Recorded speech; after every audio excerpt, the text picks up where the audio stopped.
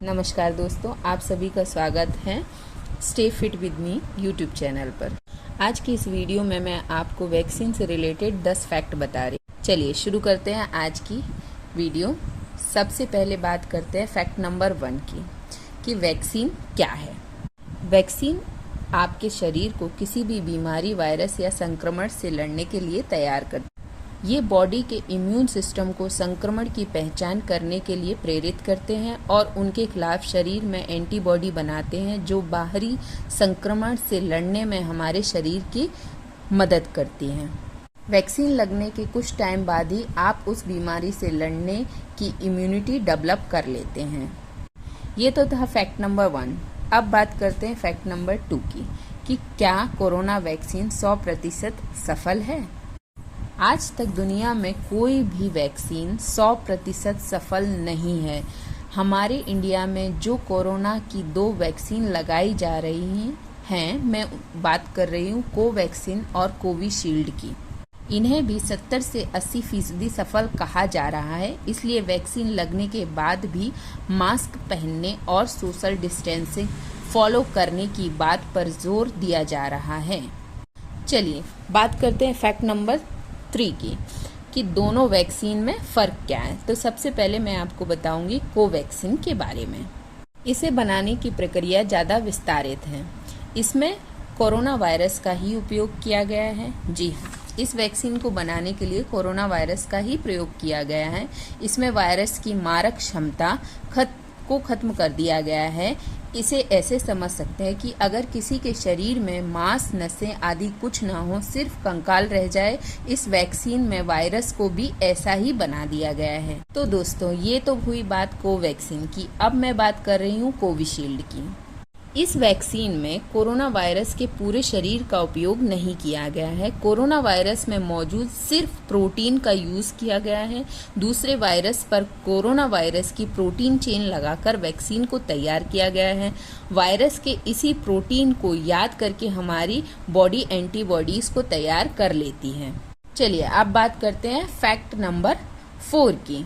Antibodies बनने में कितना वक्त लगता है। वैक्सीन की पहली डोज लगने के 3 से 4 दिनों के बाद ही एंटीबॉडीज बनने की प्रोसेस स्टार्ट हो जाती है। लेकिन कई लोगों में एंटीबॉडी कम संख्या में बनती हैं या हो सकता है बिल्कुल भी ना बने। जब बूस्टर डोज यानी वैक्सीन का सेकेंड डोज लगवा लेते हैं तो 10 से 15 दिनों के बाद उनके शरीर में एंटीबॉडी तैयार हो जाती हैं।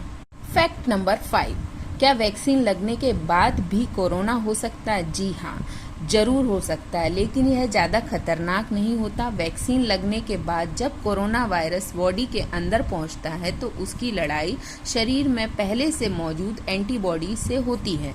इसलिए हल्के लक्षण जैसे बुखार या मांसपेशियों में दर्द आदि हो सकता है। फैक्ट नंबर 6, वैक्सीन लगने के तुरंत बाद किस बात का ध्यान रखना है। तो दोस्तों, वैक्सीन लगने के बाद आपको जिस बात का ध्यान रखना है वो बात यह है, वैक्सीन की पहली डोज लगी हो या दूसरी, अगर किसी को 3 दिन से ज़्यादा समय तक बुखार और मांसपेशियों में दर्द रहे तो डॉक्टर से संपर्क अवश्य करें।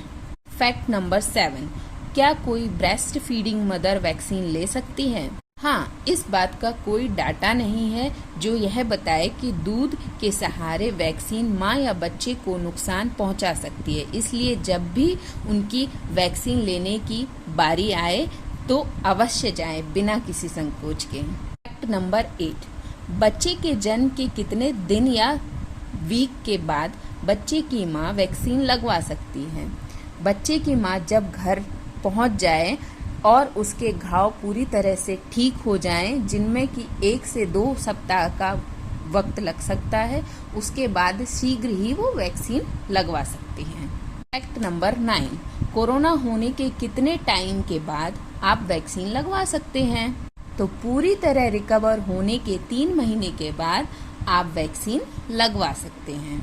फैक्ट नंबर 10, जिन लोगों को पहला डोज लेने के बाद कोरोना हो गया है वो वैक्सीन की दूसरी डोज कितने टाइम के बाद ले सकते हैं। ऐसे लोग भी जिनको कोरोना हो गया है पहली डोज लेने के बाद, वो लोग भी 3 महीने के बाद दूसरी डोज लगवा सकते हैं।